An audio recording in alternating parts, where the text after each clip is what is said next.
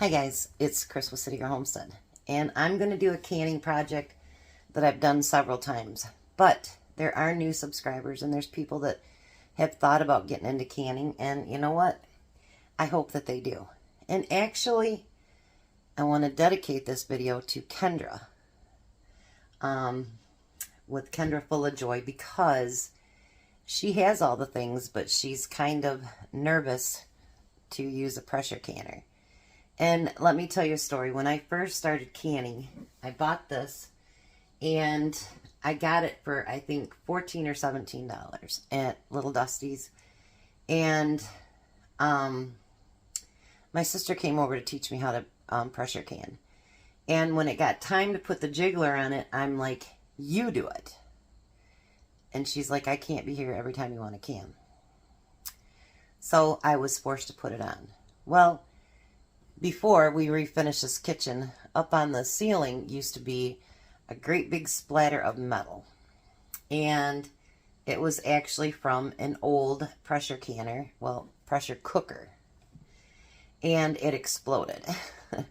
So I kept picturing that as I was, canning. And actually, canners are now made more safe. They aren't going to just blow up on you like that, so they are pretty safe. Now I can sit here and prep and do all kinds of stuff and sit right next to both my canners, for that matter, and just can away. It's that first initial one that just really... Water bathing, what's the worst? It boils over, or it boils dry, or whatever, you know what I mean? You don't think of it like that. But there are safety things in now, and so they're a lot better to be able to use. Now, I forgot to get my jiggler out. Now this jiggler for this one, because this is a 1974 model, it is like this. My new one, their jigglers are more like this. But they're, and the other one has the pressure gauge, this one does not. And actually, even though I like my Presto, I prefer my girl here. And actually, I had to get a new seal for her, and the seal cost me more than the canner did. But I love her because she's small, and she's maneuverable, and when you have issues with mobility, it's a lot easier to manage something like that one. And I don't know, maybe it's just because she was my first one, and I love her. I know, it's weird, but I've canned a lot of food in her, and I like it.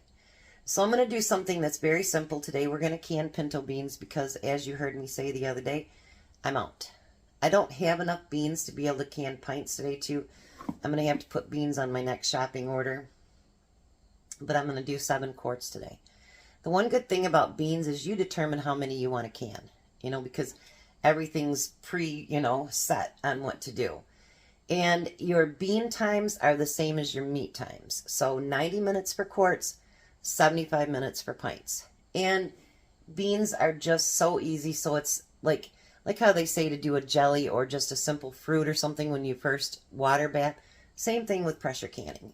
Pick something that's easy to start out with. And beans are the easiest. And then I promise you, once you see how beautiful they are, how great they taste, then you're going to want to go off. And when I went from water bathing to pressure canning, the world just opened up, like big time. Now, yes, I do Rebel things too, but, I can meat and just all kinds of stuff that you can't do just water bathing. So, hopefully those of you that are a little bit nervous, don't be. I'm telling you, it's easy peasy, simple. You still have to follow guidelines, everything else, and I will show you things that you don't really need to do with beans, but I'm going to do them anyway because I want you to be in the habit of doing those things.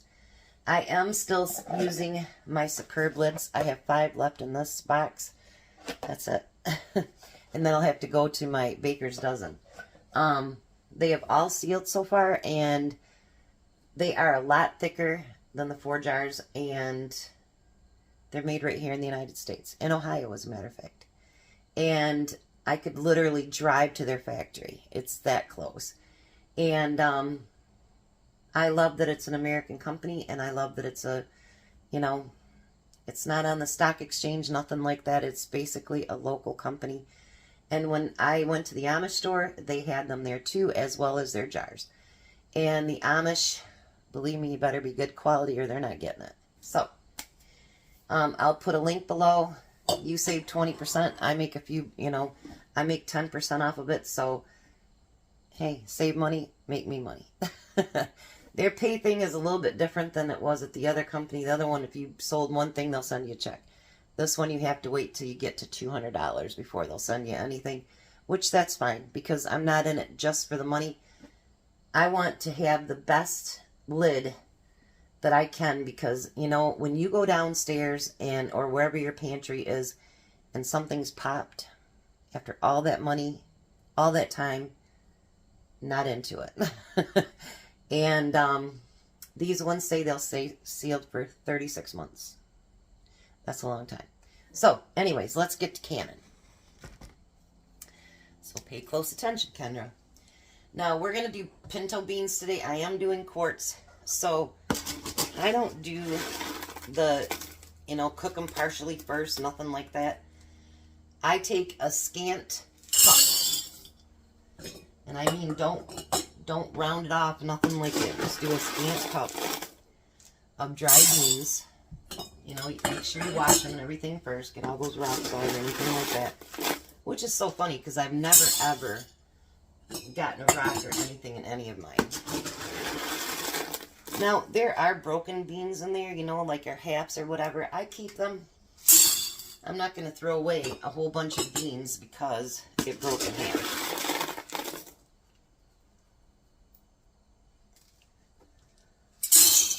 So just keep filling them.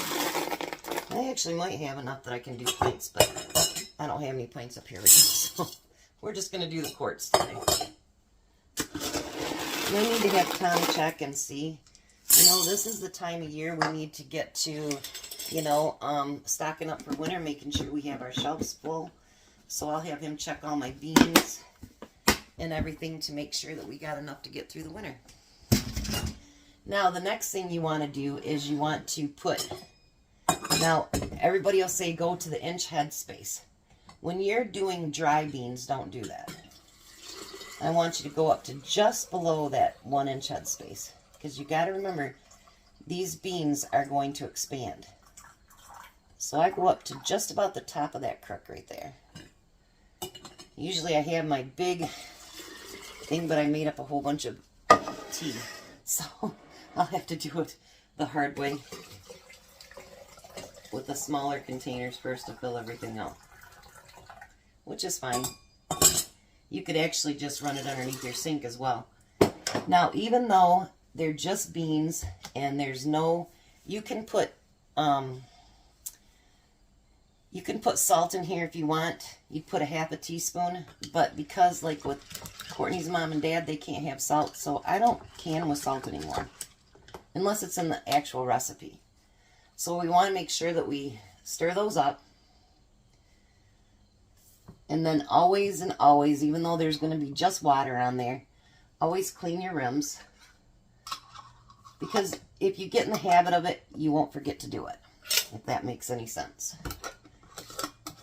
Now when you put your lid on, or your ring on, do it fingertip tight. If you think you got it too tight, back off just a little bit and then a little bit more. You don't want them too tight because your lids, they can buckle. I've had that happen to me one time. I've had a jar break on me once. And it's not fun when that happens because it's a mess to clean up too. So I'm going to get all these finished up and then I'll come right back. So now most canners will fit 7 quarts or 9 pints. So now you want to fire it up. I always start mine out on high. What you want to do is bring it up to where this vent hole is. Make sure you check that. Make sure you can see through the other side that it's open. Your owner's manual will tell you how much water to put in there. I didn't have an owner's manual, but I went by what, there was a line around the inside, and that's what I fill mine to, and it's always worked. So we want to get this up to pressure, and we want that to vent for 10 minutes Do not put your jiggler on before then. Don't do that. Let that vent for an entire 10 minutes. Okay, so now it is steamed for 10 minutes. Now for my area, it's 10 pounds of pressure. Make sure you check your area to see what yours is, if it's 10, 15, or whatever it happens to be. I know the higher elevation, the higher the higher it goes up in range. It does go down as low as 5, so I guess if you're even lower than Michigan, it'd go down to 5. So now what you're waiting for it to do is to start to jiggle. I still have it on high. With mine, you'll learn to regulate it, whether it's with your pressure gauge or with your jiggler. Mine, it's usually about half or just below half once it gets to jiggling. And you want it to get to where it's just a gentle rock, or it'll go, you know, so that you don't want it beating like, that's not set right. Make sure you go down a little bit. You want it to get to a better temperature. And if you notice like how water's forming around there right now, and I hope you try this, Kendra. I really, really do. I wished you were closer and we could sit together and do it and drink coffee. Mine would be decaf first, but you know. Okay, so now you see how hard this is. You don't want it to stay like that. So I'm going to move mine down to a little bit low half. And it'll start to slow down. And then it'll be stop, stop. So you want to bring it down to that, and then we're going to start our timer for 90 minutes. Now the good thing about canning is this. You know, you've got whatever your minutes are in between. It doesn't mean you have to sit right here next to it. See how it stopped? No, it'll start back up again. But you don't have to just sit there and watch it. You can actually go about your day, go vacuuming. I'm actually going to get my menu put together for next week to get started back up. And I'll go up, and then I'll go back on again. I'm going to try to get my menu put together for next week, so that means scouring the internet. So I'll be back when these are completely done.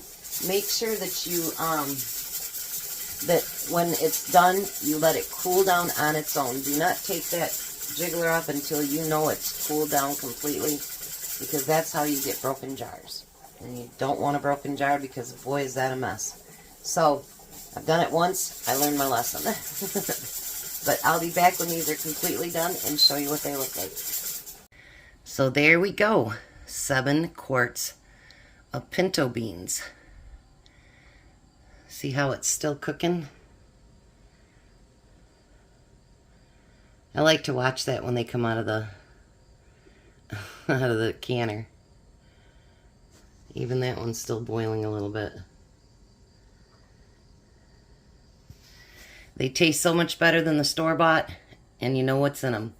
Beans. You guys have a blessed day. Be a blessing. See you at supper.